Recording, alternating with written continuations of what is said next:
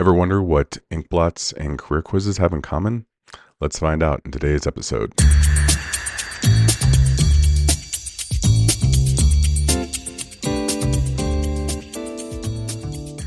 Welcome to the Leicester Lifeline podcast. This is your host, Matt Lawson. In today's episode, we're going to look at assessments and some of the common ones you're probably going to see on the test. Before we get started, just want to remind everybody to go check us out on Instagram under Leicester Lifeline, where I post active study tips and flashcards that you can use that should complement each episode that I put together here. Please pass this podcast along to other people that you think might benefit from the things we talk about here, maybe that have tests coming up themselves. The more the merrier. Assessments can be great tools to really establish some baselines, to get some just better insight into what a person has going on. There are a lot of assessments that counselors do. There's actually a lot of assessments that fall a bit more under their realm of a psychologist. This is my plug for building your network as a professional. I work with different psychologists. I work with nutritionists. I work with a lot of other healthcare providers that in my private practice that allow me to really get in-depth understanding of the people that I work with. I also know plenty of therapists that really don't use assessments at all. Maybe they use it once in the very first session to establish a baseline, but past that, they don't use them really at all with the work that they do with the individuals. And these aren't a necessity. You don't have to have an assessment. You don't have to know exactly what the person is dealing with in order to give them the best possible experience. So first up, we are going to talk about the Minnesota Multiphasic Personality Inventory, MMPI. This one gets a lot of press. You're going to see this everywhere. It is absolutely going to be on the NCE and the NCMHCE. This one is pretty top of the barrel when it comes to assessments that are given, but this was published back in the 40s and has had several revisions since then. The MMPI 2 was designed to assess personality structures and psychopathology. Essentially, the MMPI helps clinicians understand if a person has a psychological condition such as depression, paranoia, or schizophrenia. This is a perfect example of how you can take symptoms that you suspect could be depression or paranoia or schizophrenia, let's say, and really whittle them down to get the best understanding possible about what's going on with the person. You're not always going to get a situation, actually, most of the time, you're not going to get a situation where the person's going to tell you a bunch of things that's going to exactly match a DSM diagnosis. But you can use an assessment like the MMPI to really whittle things down to a place that makes more sense for the person that you're working with and your understanding of what they're going through. Next, we have the Beck Depression Inventory, the BDI, another one that is talked a lot about. Both the MMPI and the BDI are assessments that I have used pretty significantly in practice. This is a self-reporting measure, and it was created by Aaron Beck, father of CBT, back in the 60s, to assess the severity of depression in an individual. So, being able to say just like how depressed an individual is, which, again, if you think about like why we use assessments and the benefit, I mean, it's it can be not always that obvious how depressed somebody is. People may try to put on that happy face when they're in front of you, and being able to give them an assessment and really, again, look past the mask that they are presenting to you and being able to say like, okay, yeah, this is really what's going on here can be helpful. But one of the things that makes the BDI so effective is it's simple. It's a 21 question assessment that looks at mood, appetite, thoughts over the past week. So, the information is pretty readily available to the individual. They can do it. They can do the assessment right there in front of you in a session. It's not something that they necessarily have to take home, or it's going to take multiple meetings in order to do the assessment, which there are plenty of assessments that take multiple meetings. A lot of those, again, you're probably going to be giving the person a referral to a psychologist or a psychiatrist to give them these um, more in-depth assessments, but this is one of the simpler ones. Next up, we have the strong interest inventory. So I did my practicum at Loyola University in Chicago, and I actually did my practicum in career counseling, which at the time I didn't have much interest in. And I was blown away by just how much career and I mean, even saying this now, it just feels like, well, yeah, no kidding. But how much career is just connected to our identities, right? Like people being able to say like, I'm a teacher or I'm a doctor or I'm a lawyer or I'm a therapist, what that identity means to them. And, we working with people that maybe have gotten to a point where they wanted to go into law and their grades are just not good enough and they don't know what to do because all their life they would just wanted to be a lawyer. And now this dream is being dashed because they weren't able to keep up with their grades. And this would be a place where something like the strong interest inventory would come in. This was developed back in 1927 by E.K. Strong, and it's a tool used in career counseling to really look at potential fields of interest for a person that can connect to a career.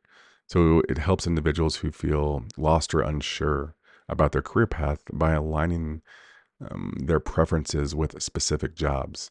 I talked a little bit about this back in a career counseling episode that I did, but when the strong inventory came about, people didn't really look at interest when they're considering career. I mean, if you think about like the 20s, people, kind of walked into a factory for a job, or they took over the family business for a job, or they came back from a war and took what they could get.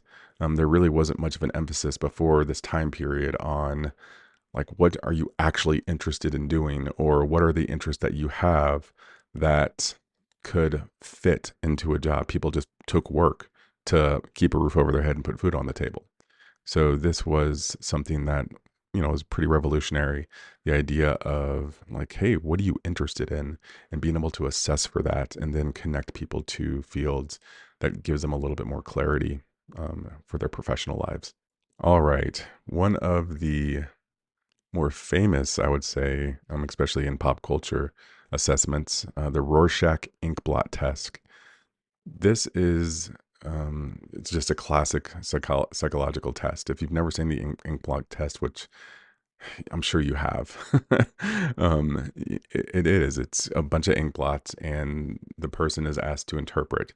And you know the manual, I guess, that's given to the clinicians to get to interpret the inkblot test looks for tells you what to look for in their interpretations of the different inkblots. This is I've never done an inkblot test. Again, this tends to be something that I I've referred out to for a psychologist to do. But the idea here is that the individual's perception of what they see in the ink can reveal unconscious aspects of their personalities. Um, so this just seeds of psychodynamics. So like that unconscious coming out and people being able to talk about it can make for some really interesting conversation. Next, we have the Myers-Briggs Type Indicator, the MBTI, another one that I used a ton with career counseling. Also, a assessment that works really well with organizations and with couples. So, the MBTI was created by Catherine Cook Briggs and her daughter, Isabel Briggs, and it's based on the work of Carl Jung.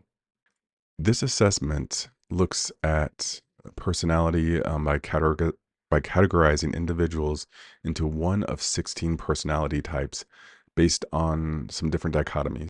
Those dichotomies are introversion versus extroversion, sensing versus intuition, thinking versus feeling, and judging versus perceiving. This is a really interesting test, especially when you're helping people with communication. So, as I said before, this is something that I used with career counseling, but also with people working in organizations and with couples. So, one of the neat things with this assessment is you can really look at the different personalities that people have and their communication styles. So if you have a boss that is really extroverted and he's just not understanding why he's not getting through to his introverted um, staff member, like, being able to talk about, like, hey, you like to get up out of your office and go and talk to people at their desk, but that introvert is really turned off by that. All they want to do is be left alone and do their work and communicate through email. Really. And this became something that was really eye-opening for a lot of individuals to be able to see, like, oh, like, I'm not really meeting the people that I work with where they are. I'm just trying to force my stuff on them. And this was something that came up a lot during the pandemic when people started to work from home. I had a lot of introverts that were starting to just thrive working from home, and my extroverts were just like chomping at the bit to get back into their offices because they needed to be around people and they wanted to get around people and things like that. But this is a great way to really look at communication. And like I said, even with couples, being able to talk about, like, just the different ways that people not only express themselves, but hear the information that is being given to them. All right. So those are some of the most popular assessments that you're going to see, that you're going to hear about. Of course, I know there's a ton more. And it is kind of annoying, like how many it seems like we have to be responsible for. Um, but I want to assure you that the test, again, is not trying to be mean. They tend to focus more on the most common assessments that are out there. Maybe every once in a while you'll see like just some weird assessment that you're just like, where did that come from? But this is definitely a topic that I will expand a bit more on and get into some other assessments that are a little less common than these. But let's get into some practice questions. So, which assessment is primarily used to diagnose severe psychological conditions like schizophrenia or paranoia? Would that be the MMPI, the MBTI, the Rorschach Inkblot Test, and the BDI? Another thing that I have to warn you about here is the acronyms. This field is full of them, sorry. But you do have to know them as well. So the answer here is going to be A, the MMPI. That'd be the Multiphasic, Minnesota Multiphasic Personality Inventory. All right, question number 2. Which assessment was created by Aaron Beck to measure depression severity? Was that the MMPI, the MBTI, the BDI, or the SII? Answer here, Beck Depression Inventory, the BDI. Next, the strong interest inventory is most often used in which of the following fields? Is this career counseling, psychological diagnosis, intellectual testing, family therapy? As I said, I did my career counseling stint for my practicum at Loyola, so this is career counseling. I hope that gives you a little way to remember it. Number 4, which assessment is based on the interpretation of abstract images to reveal unconscious aspects of personality? Easy one here. MBTI, Rorschach Inkblot, BDI, or the MMPI? Answer, Rorschach. This is a projective test. It assesses for unconscious thoughts by interpreting abstract inkblots. Last question. The Myers-Briggs Type Indicator, MBTI, was influenced by the work of which theorist? Was that Aaron Beck, Sigmund Freud, Carl Jung, or B.F. Skinner? This is going to be Carl Jung. MBTI is based on Carl Jung's theories of personality type. So, one of the most helpful ways to remember some of these assessments is to link it to real life, right? So, think about some of these assessments that we spoke about today and think about a scenario where you might use this. So, I talked about how we use the strong and the MBTI in career counseling. Um, you know, think about what other real life, real world experiences, especially in the field that you're interested in going into, that you could use these assessments for. All right, you made it to the end of another episode. Thank you so much for listening. And until next time, keep studying.